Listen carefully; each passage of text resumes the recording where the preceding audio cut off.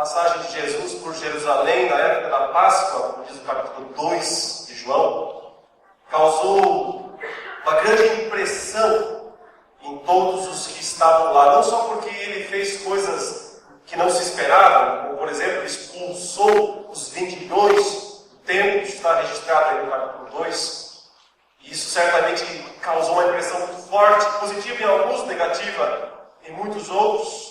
Mas também aos milagres que ele realizou durante o período daquela Páscoa, naquele ano lá em Jerusalém, resultou que muitos creram nele. É assim que termina, o capítulo 2, dizendo que muitos haviam crido em Jesus Cristo por causa dos sinais. Os sinais que ele fazia, está aí no versículo número 23 do capítulo 2. Mas o texto diz que o Senhor Jesus não acreditou naquela crença. Na crença daqueles homens que disseram crer nele por causa dos milagres que ele havia feito. E um desses homens, chamado Nicodemos, foi então se encontrar com Jesus durante uma noite e teve uma conversa que, graças a Deus, foi preservada, foi registrada, inspiração divina aqui na Bíblia, que essa conversa de Jesus com esse homem chamado Nicodemos tem muito a nos ensinar sobre o que é a verdadeira fé.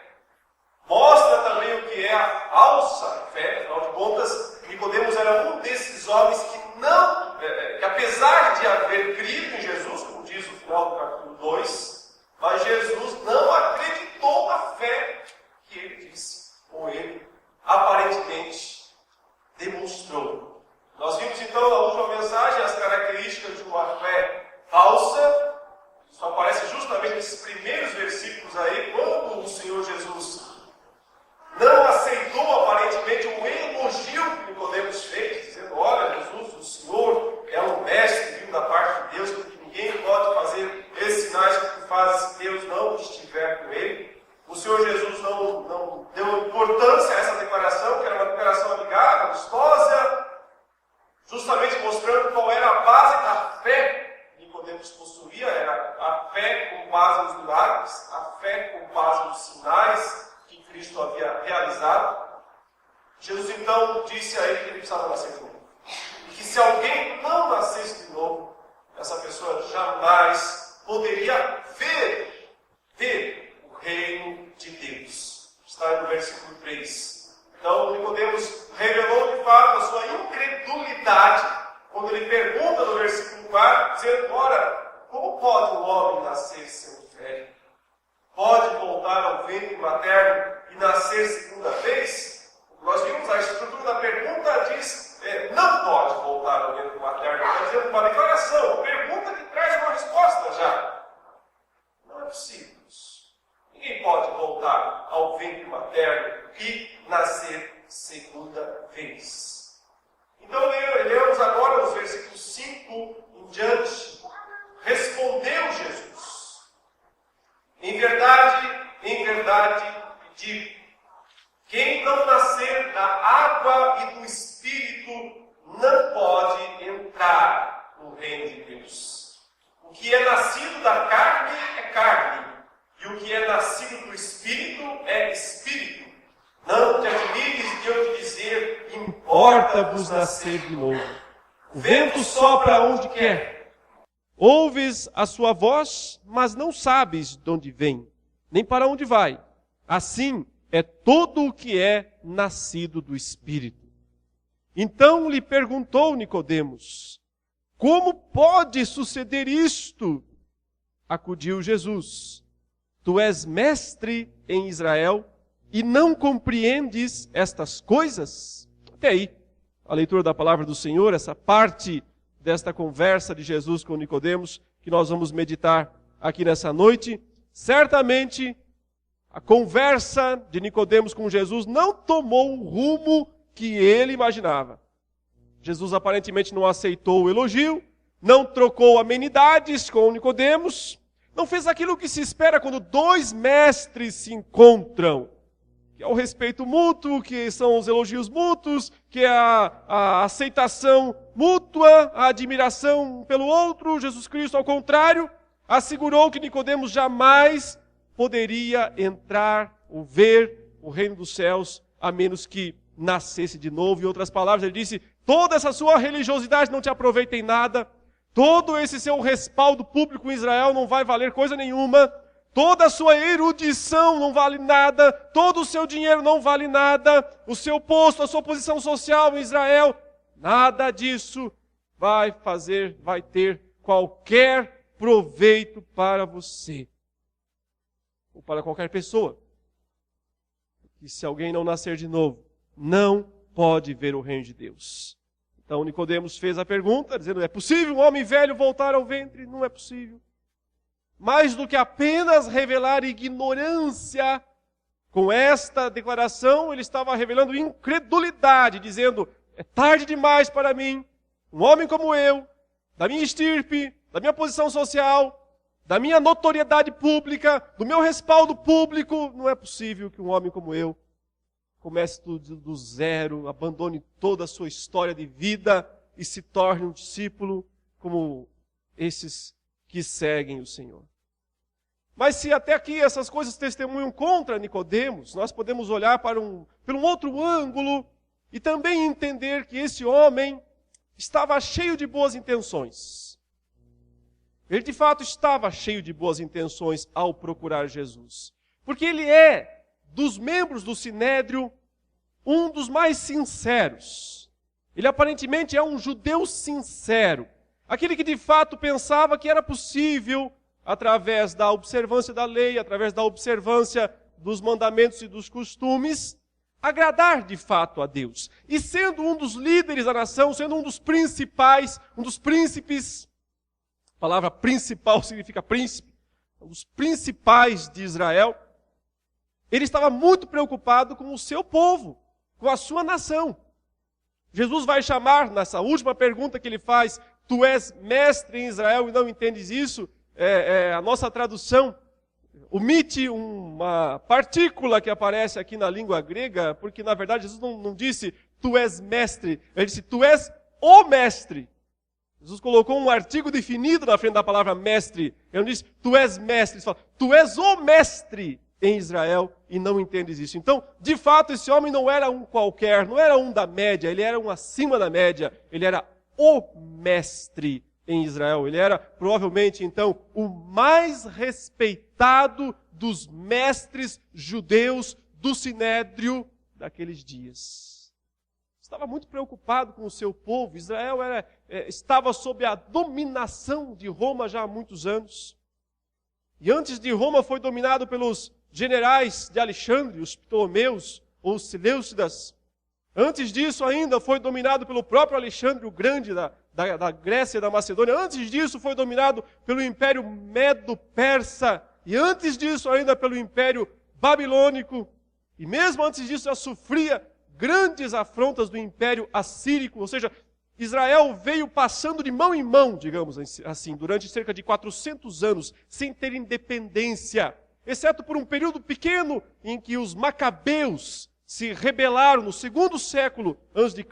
e conseguiram implantar uma autonomia relativa por algum período, até que surge então o Império Romano, e aí, de vez, Israel perde totalmente a sua autonomia. No entanto, Roma governava Israel, mas fazendo uma certa política de boa vizinhança, permitia que um rei estivesse lá, Herodes, ele não era exatamente um judeu, mas era meio aparentado, permitindo que os sacerdotes desempenhassem suas funções religiosas. Roma não proibia isso. Ela não impunha a religião dela, de Roma, sobre Israel, sobre Judá. Mas, no entanto, os sacerdotes, os líderes da nação, precisavam comer na mão de Roma. Precisavam obedecer, manter o povo quieto, não deixar o povo se rebelar. Essa era a troca. Vocês vivem uma vida boa, vocês líderes da nação, vocês sacerdotes, vocês têm uma vida bem tranquila, bem razoável. Pode ficar assim, mas não deixem o povo se rebelar. Então surge Jesus. E ele começa a atrair multidões. E muitas pessoas começam a pensar, ele é o Messias, ele é o libertador, ele é o prometido, aquele que vai resgatar a dignidade, a glória, a honra de Israel. E dentro do Sinédrio, alguns homens também esperam por isso, porque talvez estejam cansados de se humilhar perante Roma, de ter que trocar a honra pela sobrevivência. E provavelmente um desses homens é justamente Nicodemos. E talvez, ao ver Jesus com aquela autoridade, ele expulsou os vendilhões do templo, ele fez algo que não se podia pensar que fosse possível. E ao ver também os milagres que Jesus realizou dentro de Jerusalém, durante esse período da Páscoa, esse homem pensou, talvez seja ele.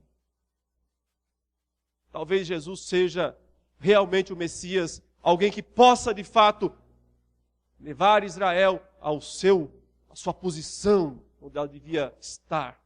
E é por isso que ele vai procurar Jesus, mas vai à noite, por quê? Porque ele não quer ainda assumir publicamente um compromisso com Jesus, ele quer sondar antes, ele quer conhecer, deixa eu ver o que ele tem a falar, deixa eu ver se eu posso ajudá-lo, quem sabe, se eu posso dizer algumas coisas, quem sabe nós vamos começar a revolução, quem sabe nós vamos começar aqui a reverter o estado da nossa nação com esse homem, mas deixa eu conversar com ele, deixa eu sondar, deixa eu ouvir, tirar minhas próprias conclusões, eu vou de noite, eu não quero que as autoridades romanas saibam que eu fui lá, e também não quero que os meus amigos do Sinédrio, os fariseus, saibam que eu fui lá. Por isso ele vai à noite, por isso ele conversa com Jesus, por isso ele chega falando simpaticamente com Jesus, porém, ouve o que não podia imaginar, ouve aquilo que jamais poderia acreditar. A resposta que Jesus dá a Nicodemos revela, então, as características da verdadeira fé, da verdadeira conversão. Porque se Nicodemos, ele expressa as características da fé falsa, daquela que não agrada a Deus, que não é aceitável a Deus, na resposta que Jesus dá a Nicodemos, ele revela o que é a verdadeira conversão. O que é a verdadeira fé. E são 4 características que nós vemos aqui nesses versículos 5, 6, 7 e 8. A primeira está aqui, no versículo 5, em que Jesus ele reafirma aquilo que acabou de dizer. É isso mesmo, Nicodemos, tem que nascer de novo. E ele começa outra vez com aquela expressão, em verdade te digo. Essa palavra, na língua grega, é amém, amém, te digo.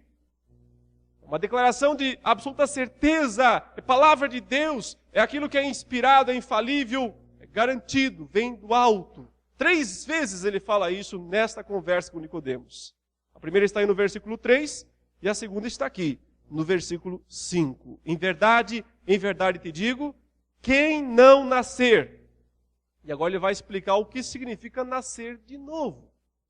Quem não nascer da água e do Espírito não pode entrar no reino de Deus. Ele já disse no versículo 3, quem não nascer de novo não pode ver. E agora ele fala, não pode entrar. Reino de Deus. Isso é importante. 2 vezes mencionado, no versículo 3, no versículo 5. Era o que Nicodemos queria. Ele foi em busca disso naquela noite. Ele queria saber como é que eles iam estabelecer o reino de Deus em Jerusalém. Como é que finalmente as promessas do Antigo Testamento, que eles interpretavam achando que se cumpririam literalmente, iam acontecer. Pensou que Jesus, tendo feito os sinais que ele fez durante a festa da Páscoa, poderia ser o homem de fato que iria instituir o reino de Deus. Mas quando Jesus responde dizendo, se você não nascer de novo, você não pode ver o reino de Deus, depois fala, você não pode entrar no reino de Deus. Ele disse, Nicodemos, a questão não é como é que nós vamos construir o reino de Deus. O reino de Deus está aqui. O reino de Deus é realidade. Cristo é o reino de Deus. Ele é a encarnação do reino. Ele é o rei, ele traz o reino. A questão, Nicodemos, não é como é que nós vamos construir o reino de Deus. A questão é se você vai vê-lo. A questão é se você vai entrar nele. E como isso pode ser feito? Explica então. Nascer de novo é nascer da água e do Espírito. Duas expressões interessantes que estão muito ligadas ao ministério inicial de Jesus Cristo e de João Batista. Provavelmente a melhor interpretação para essa frase seja a referência ao batismo. Quando diz, se alguém não nascer da água, esse é o batismo com água. E se não nascer do Espírito, então esse é o batismo com o Espírito. É preciso lembrar, na ocasião do batismo de Jesus, quando ele foi batizado por João Batista, duas coisas aconteceram simultaneamente.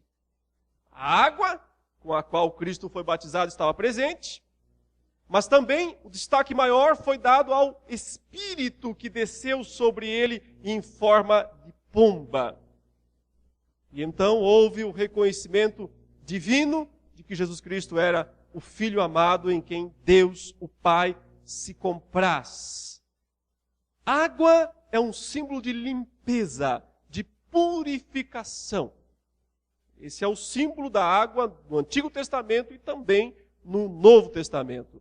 Água, no caso de João Batista batizava com água, ele fala para arrependimento.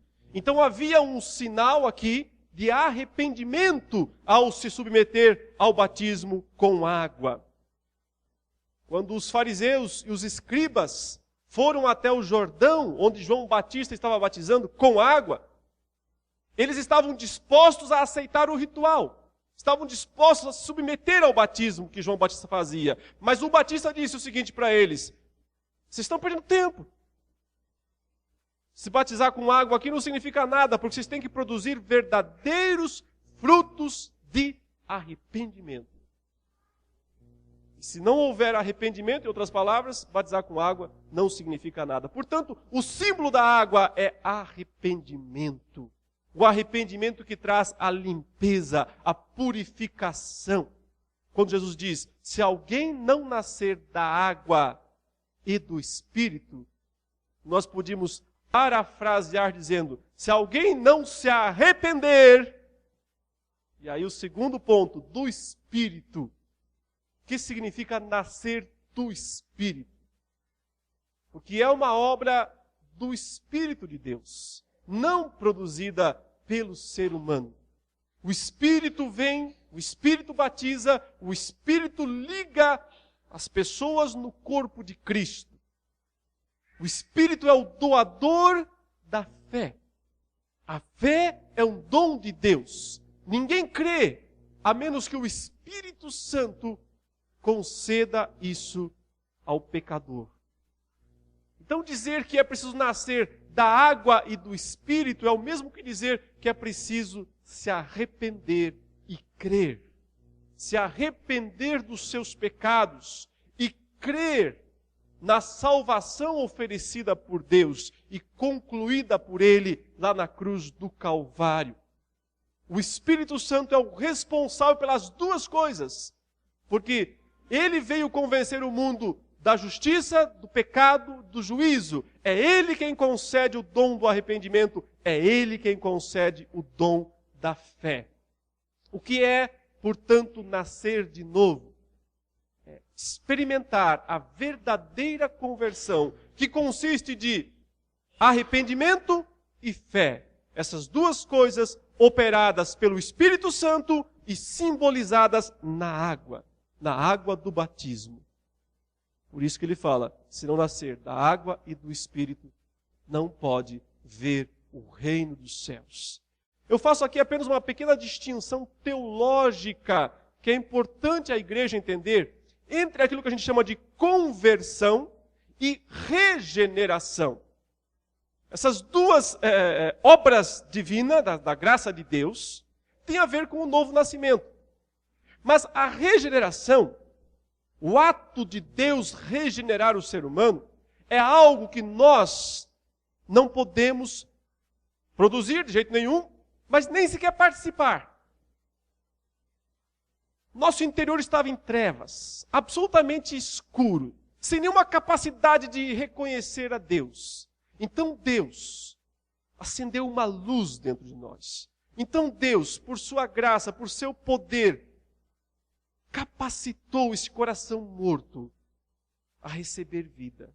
Isso é regeneração. Isso ainda não é conversão. A conversão vai ser a consequência disso.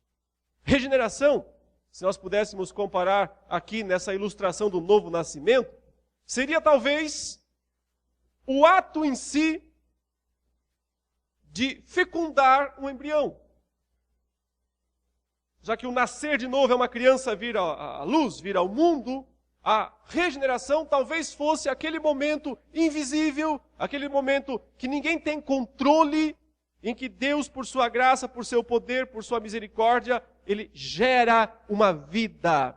Ele gera em nós uma vida. Esse embrião vai crescer e um dia vai nascer, virá à luz. Isso é conversão. A conversão é o momento em que nasce o bebê aqui neste mundo, digamos assim. E a conversão é composta de arrependimento e fé. É preciso crer, é preciso se arrepender. Ou se arrepender e crer. Regeneração, um ato da soberania de Deus, no qual nós somos totalmente passivos. Conversão, um ato da soberania de Deus, da graça de Deus, no qual nós somos passivos e ativos ao mesmo tempo. Porque nós precisamos nos arrepender e precisamos crer. Somos nós que nos arrependemos, somos nós quem cremos. Por isso, expressamos aí, exercitamos aí a nossa responsabilidade e a nossa individualidade. Conversão verdadeira consiste de arrependimento e fé, capacitados pelo Espírito de Deus, exemplificados ou simbolizados através do batismo, através da água que nos purifica simbolicamente dos nossos pecados.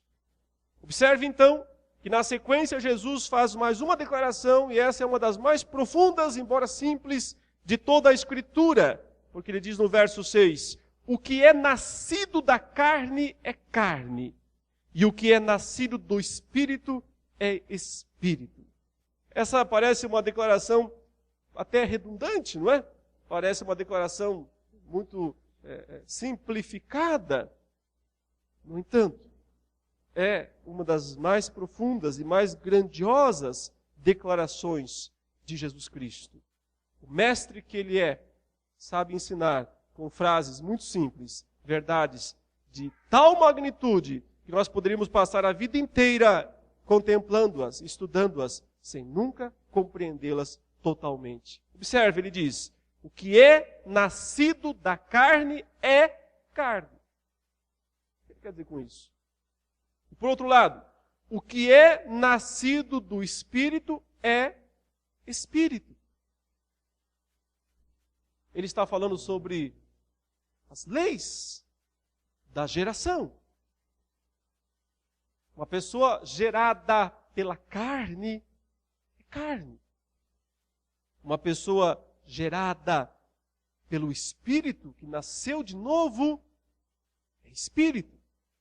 Ele está usando a lei, uma lei da natureza. Jesus sempre falou em termos muito lógicos nesse sentido. A árvore boa produz fruto bom. Árvore má produz fruto mau. Ou seja, a natureza dita a regra da existência.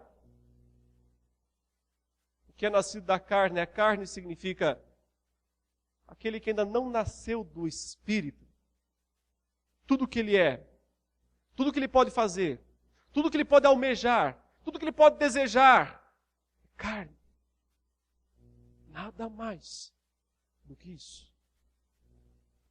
Muitos cristãos creem, defendem ardorosamente o livre-arbítrio. Mas onde fica o livre-arbítrio com essa declaração de Jesus? Se ele diz, o que é nascido da carne é carne, diz, não pode ser outra coisa, não tem escolha para ser outra coisa, não tem opção para ser outra coisa. O que é nascido da carne, sua natureza exige, determina que tudo que ele é, que tudo que ele faça, seja dominado por sua natureza. A definição clássica, meus irmãos, de livre-arbítrio é agir de modo contrário à natureza. Por isso dizemos que só Adão tinha livre-arbítrio, Adão e Eva. Por quê? Porque eles, sendo bons, podiam e escolheram o mal, o que é contrário à natureza deles. O único casal da história que teve livre-arbítrio foi Adão e Eva. Sendo bons, podiam escolher ao contrário à sua natureza. Mas nós, nascidos depois de Adão e Eva, somos carne. Nascemos na carne, natureza decaída, natureza pecaminosa. Tudo que nós podemos escolher é carne, e mais carne, e mais carne, e só carne. É impossível ao homem que está morto nos seus delitos e pecados voltar à vida por si mesmo. Assim como era impossível que aquele Lázaro, morto e enterrado há 4 dias e já cheirando mal, como a Escritura faz questão de explicar, pudesse por si mesmo voltar à vida. Ele está morto. Não tem condições de voltar à vida. Só um grande milagre de Deus pode arrancá-lo daquele túmulo. Só um grande milagre da graça de Deus, do poder de Deus, da soberania de Deus, pode arrancá-lo daquele túmulo e o fazer voltar e ter vida. O que é nascido da carne é carne. É sua única expectativa de vida. Não pode mudar a sua natureza. Mas por outro lado, ele diz, o que é nascido do Espírito é Espírito. Agora sim. Então tudo mudou.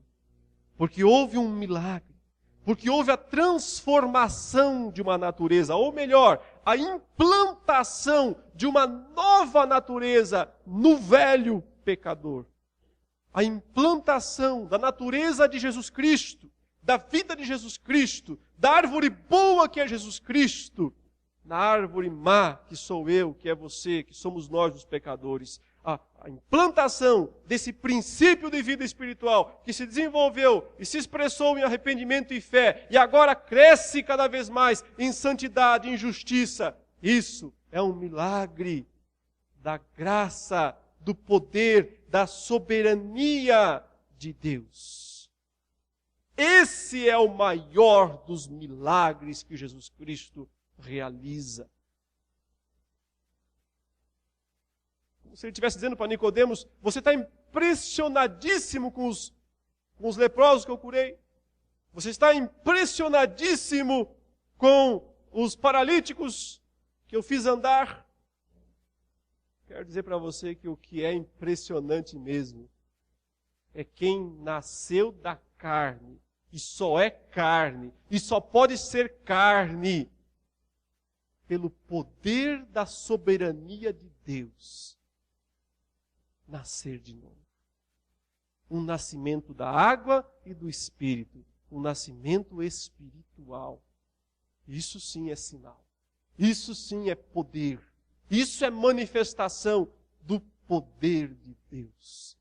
Não há manifestação maior do poder de Deus do que o poder de salvar. O Evangelho é o poder de Deus para a salvação de todo aquele que crê. Não há manifestação maior do poder de Deus do que um perdido ser salvo, do que um morto espiritual voltar à vida, do que um carne.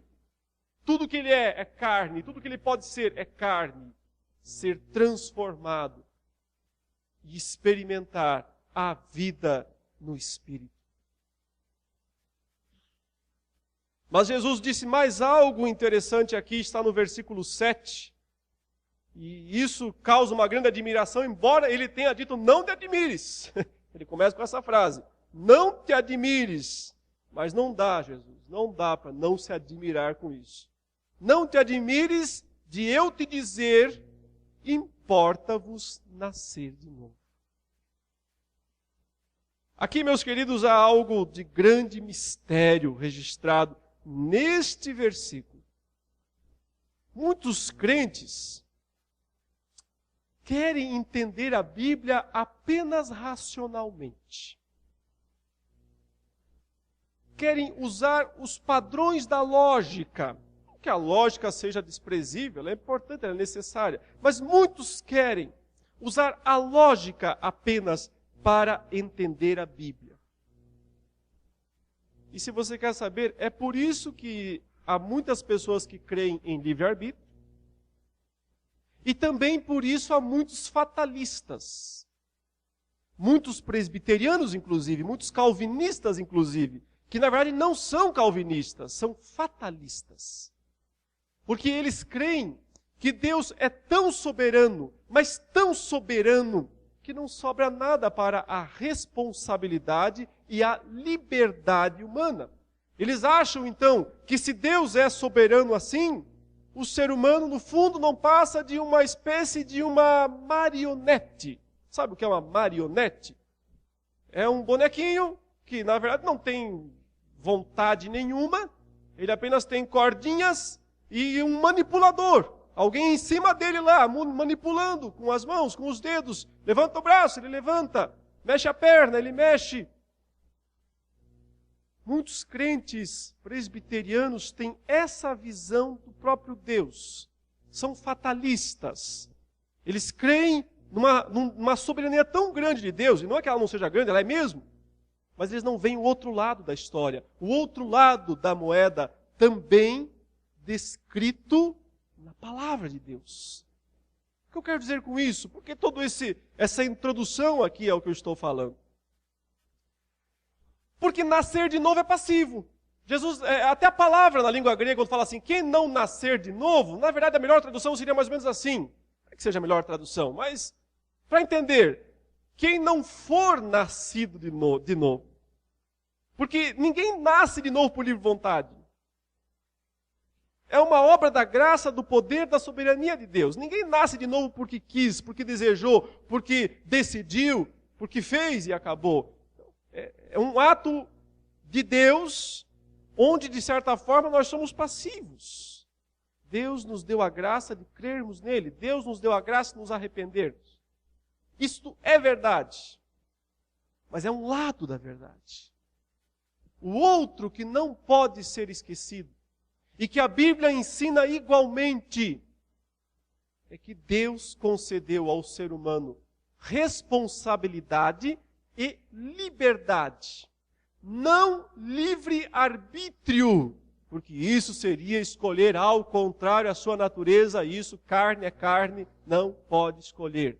Mas uma liberdade de agir dentro dos limites que o próprio Deus estabeleceu. Os teólogos reformados chamam isso de livre agência, capacidade de agir livre dentro dos limites que o próprio Deus estabeleceu. Afinal de contas, só Deus é soberano, onipotente, onisciente e onipresente. Então Jesus faz essa declaração assombrosa no verso 7. Ele fala, não te admires de eu te dizer. E aí vem uma palavra, importa-vos. Que na língua grega é um verbo. E um verbo no indicativo, não é um verbo no sentido passivo. Ele diz, vocês precisam, é ativo do indicativo, vocês precisam nascer de novo. É isso que ele está falando. Vocês precisam. Vós precisais, seria assim, nascer de novo. Vocês devem. Não te admires de eu dizer isso. Vocês precisam nascer de novo. Como, Senhor? Como nós temos essa responsabilidade? Como nós temos isso se nós somos totalmente passivos? Sabe, meus queridos, minhas queridas, esse é um assunto que nós nunca vamos compreender, que nós nunca vamos entender. E por isso, se você sair dessa noite aqui dizendo assim, eu não entendi aquele negócio, está tudo bem. Entendeu? Eu não vou ficar nem um pouco chateado. Assim, não entendi aquilo que o pastor falou. Tudo bem, fica tranquilo. Se você não entender isso. Porque na verdade não é para ser entendido, é para ser crido. Ninguém nunca vai compreender como é que funcionam essas duas verdades gêmeas, essas duas verdades paralelas da soberania de Deus e da responsabilidade humana. Nós nunca vamos entender, mas um fato é que elas são. Elas são verdadeiras. E a Bíblia não as explica. Não há tentativa nenhuma de harmonizar isso. Elas não são harmonizáveis, não há tentativa de harmonizar. Ela simplesmente expõe e diz, é assim. Vocês devem ser nascidos de novo, ativo e passivo ao mesmo tempo. Aparentemente um paradoxo, aparentemente uma contradição, mas só é contradição se nós tentarmos entender com a lógica humana. Porém, a lógica humana não é suficiente para compreender as grandezas de Deus. Se a lógica humana fosse suficiente para compreender as grandezas de Deus, os intelectuais todos seriam salvos. A salvação é pela fé, não é pela razão, não é pela racionalidade. Não que isso seja irracional, simplesmente está além da capacidade humana de compreender. Somos livres, somos responsáveis e ao mesmo tempo Deus é soberano, Deus está no comando, Deus está no controle, nada acontece sem a vontade dele. Se eu fui salvo, se eu sou salvo, estou sendo, porque ele quis, porque ele quer, porque ele agiu, estou sendo, porque eu me arrependi, porque eu criei, porque eu preciso perseverar até o fim para ser salvo. São duas verdades gêmeas que estão na palavra de Deus, que a Bíblia não tenta harmonizar, ela simplesmente expõe isso. Você quer mais uma evidência bíblica? Já que nós estamos aqui no período da Páscoa, se fala muito sobre os eventos relacionados à vida e morte de Jesus. Vá comigo lá para o Evangelho de Lucas, capítulo 22. Lucas, capítulo 22.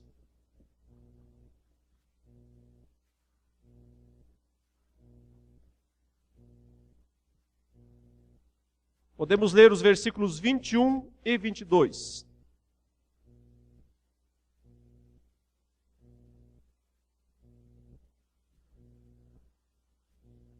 Todavia, a mão do traidor está comigo à mesa. Que declaração bombástica de Jesus, não é? Estavam na última ceia. Ele diz, um de vocês aqui vai me trair. A mão do traidor está aqui na mesa. E aí vem essa declaração paradoxal, aparentemente paradoxal, do versículo 22, em que ele diz, porque o Filho do Homem vai, na verdade, segundo o que está determinado. Mas ai daquele por intermédio de quem ele está sendo traído. Essas duas declarações parecem contraditórias, pela lógica, pela razão humana. Porque se Jesus está dizendo o seguinte, olha, o que vai acontecer comigo, olha, a mão do traidor está comigo à mesa. O que vai acontecer comigo, ele fala, vai acontecer porque está determinado por Deus. Claro, estava determinado que ele viesse, que ele fosse traído, que um do seu grupo levantasse contra ele o calcanhar, estava profetizado isso. Tudo o que aconteceu com Cristo estava predeterminado por Deus. Inclusive, quem seria o traidor? Como o trairia? Por quantas moedas esse traidor o venderia? Tudo estava profetizado e determinado por Deus. Então isso, pela lógica humana, inocentaria Judas. Pela lógica humana, poderíamos pensar, bom, então Deus determinou isso, então Deus decretou isso, então Judas fez apenas o que Deus queria. Judas foi apenas um instrumento da vontade de Deus. E de fato foi um instrumento da vontade de Deus. Mas não sem ser um instrumento da sua própria vontade. concomitantemente. Por isso Cristo diz, mas ai daquele por intermédio de quem ele, o Filho do homem, Jesus Cristo, está sendo traído. Ou seja, o que vai acontecer comigo foi determinado por Deus, Ele determinou quem fosse o meu traidor, Ele determinou como é que ele devia fazer isso, mas ai dele, ele vai pagar por isso. Ele é responsável, ele não é manipulado para fazer isso. Ele não está sendo forçado a fazer isso. Deus não está coagindo esse homem para que ele faça isso. Ele faz porque ele quer e ele vai pagar por isso. Isso é paradoxo. Duas verdades que estão juntas aqui e a Bíblia não faz questão de explicá-las. Não são para serem explicadas. Não faz questão de harmonizá-las. Elas não estão aí para serem harmonizadas. Elas simplesmente são. Você quer um outro exemplo? Vá comigo lá para Filipenses capítulo 2. Filipenses capítulo 2. Versículos 12 e 13.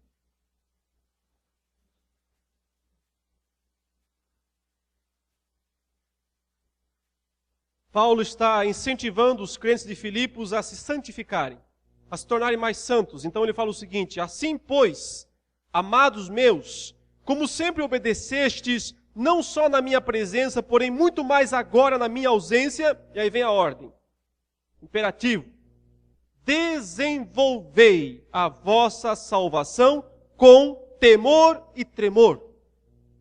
Uma ordem direta, forte, reforçada com a expressão temor e tremor. Crentes de Filipos, vocês devem, eu estou mandando, é uma ordem divina, desenvolvam a salvação de vocês, sejam mais santos, cresçam em santidade, repudiem o mal, pratiquem boas obras, sejam pessoas mais maduras na fé, produzam frutos, façam tudo isso com temor e tremor. Quer dizer, com todo o apego, o empenho, a diligência. Claro que o pessoal que defende livre-arbítrio olha para essa passagem e tem aí quase que um êxtase espiritual aqui, pensando, olha, é isso mesmo, foi isso que eu ensinei, é isso que eu estou dizendo. Mas aí fecha o olho para o versículo 13, que mostra a verdade gêmea dessa verdade aqui. Há uma verdade gêmea no verso 12 e outra no verso 13. No verso 13 diz, porque Deus é quem efetua em vós tanto o querer quanto o realizar, segundo a sua boa vontade. Em outras palavras, está dizendo, é Deus quem lhe capacita a fazer, a desenvolver a sua salvação. Ele capacita você a querer isso, nível da vontade, e a realizar isso, nível da prática. Ele faz as duas coisas. Aí, claro, que aquele irmão mais reformado aqui, ou até um hiper reformado, um hiper calvinista, adora essa passagem, mas muitas vezes não lê o 12.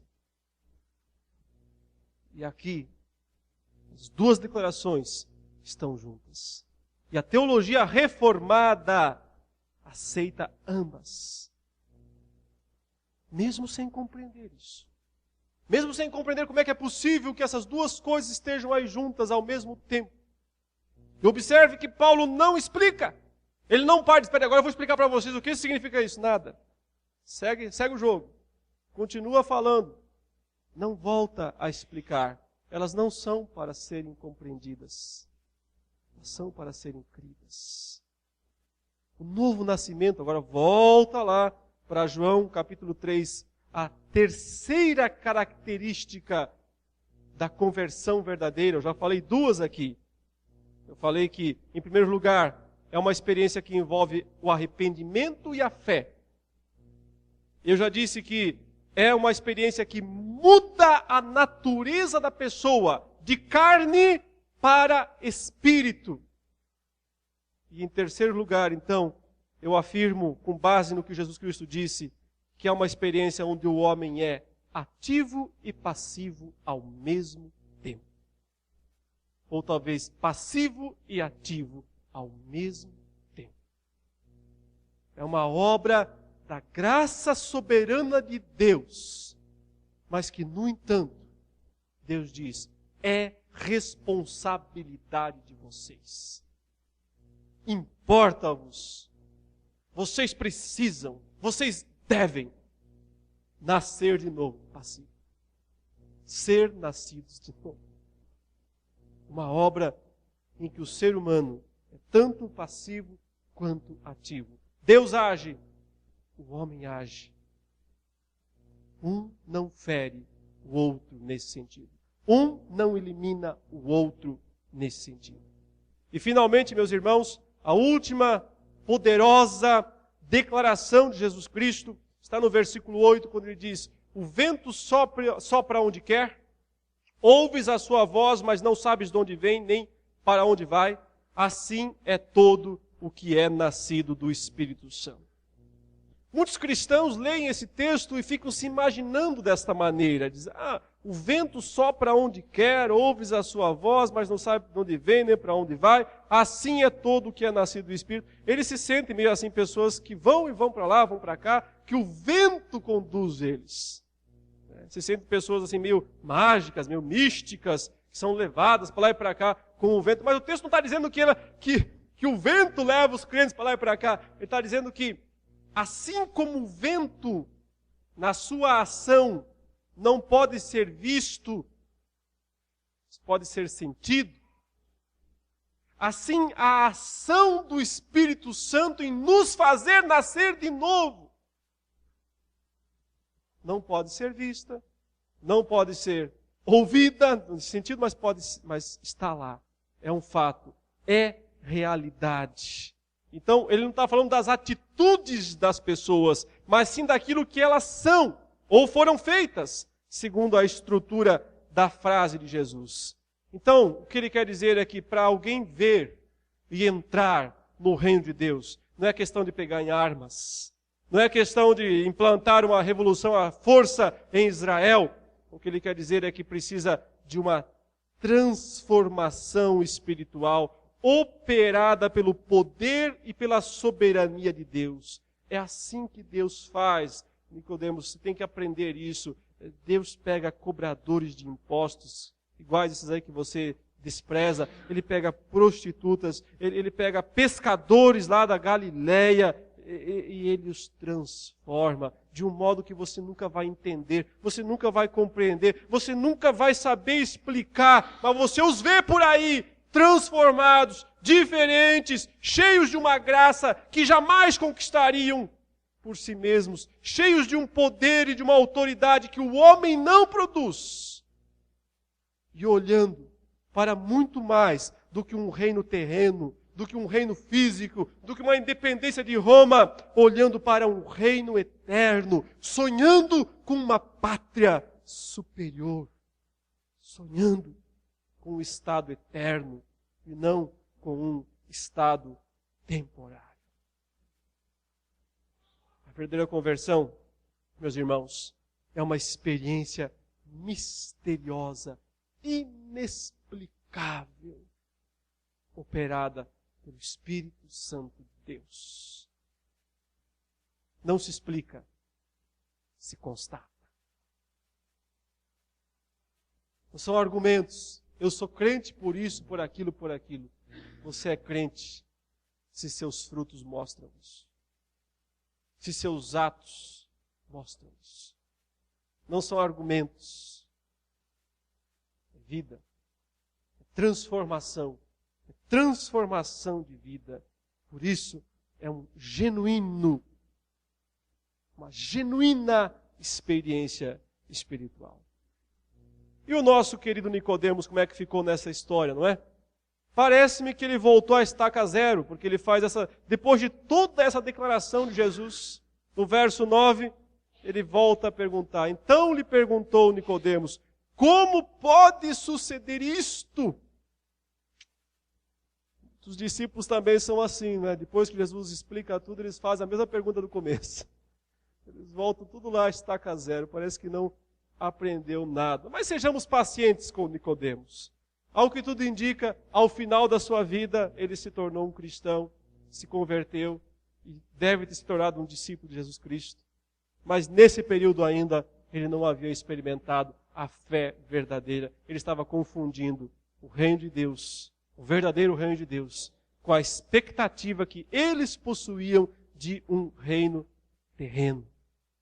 E por isso Jesus, após falar dessas grandezas todas, ele ouve outra vez a pergunta.